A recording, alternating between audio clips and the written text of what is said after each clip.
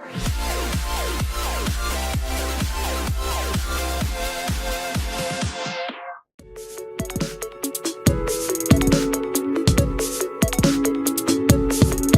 Internet, welcome to the Gaming Paradox. This is the opening of my new PC. I ordered this from Etech and I'll leave links in the description. Let's open. Now, just to clarify, that intro was put in for comedic purposes. Secondly, my sister was handling the camera during the recording of this unboxing, so that's why it's not exactly the best. It is shaky most of the time and it's not in the best position, but otherwise I'm still happy with how the video turned out.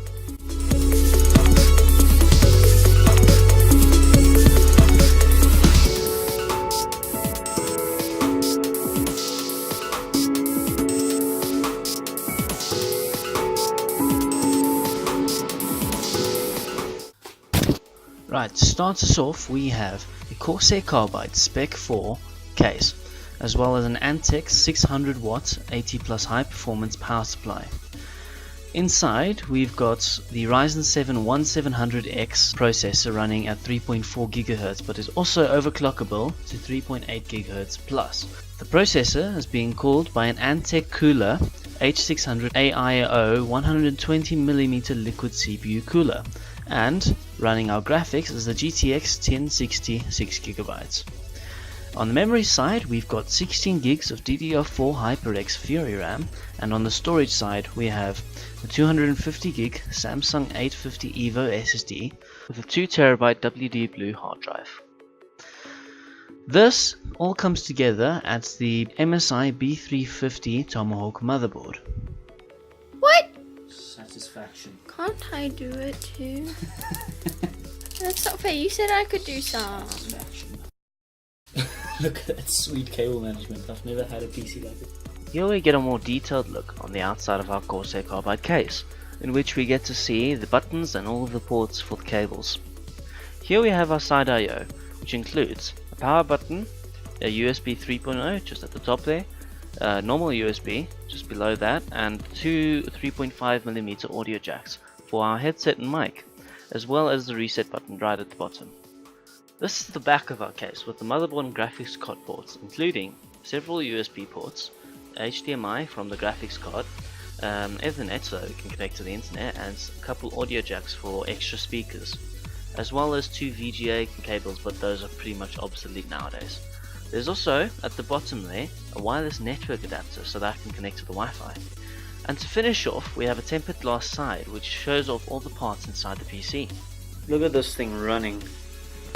That little Antec cooler thing, the red lights, fan I've already mentioned. There we go again, the Antec cooler at its work. Freaking liquid cooling. This is my first build and I'm just so chuffed about this. Now that we've seen what this thing is made of, let's see what it's really made of.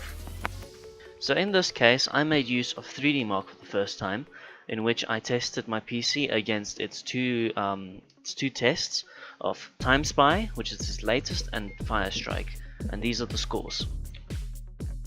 Now that we've tested that, let's see how CPU Benchmark thinks this PC runs.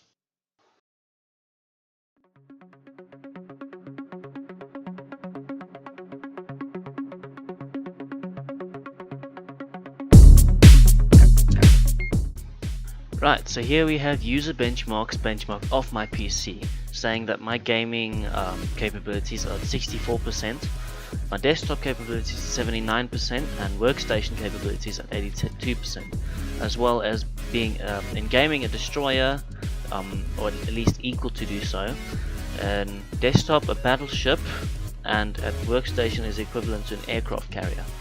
So it says PC status isn't running as it should be, but that's probably because I was running a bunch of other things in the background which I should have turned off before that. And processor, all the way down to my OS version, it says it runs pretty freaking well. So those are my user benchmark stats. Now it's time to test this thing on some gaming. And to start us off, we have Fortnite because it's 2018.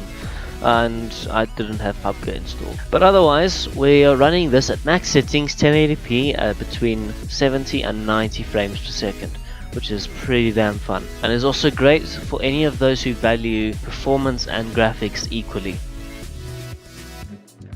Here we have Overwatch. Now, not one of the most demanding games in the world, but it definitely needs some power backing it up. And running it at ultra settings at 1080p, we're getting 50 to 60 frames per second, which is pretty good and is smooth enough for those competitive players, while also looking pretty damn good. Finally, we have Valley. Now, while not being one of the go-to testing games, I chose this due to its absolutely stunning graphics. Running on its highest settings at 1080p and running between 30 to 40 FPS, it isn't as smooth as I'd like it to be, but console frame rates aren't that bad, and it still looks absolutely beautiful. I hope you enjoyed that video of my unboxing this new PC here. Expect some much better content coming out, especially since I've got now a GTX 1060, so rendering, game running, it'll all be faster now. I can make things way better. So expect that in the upcoming.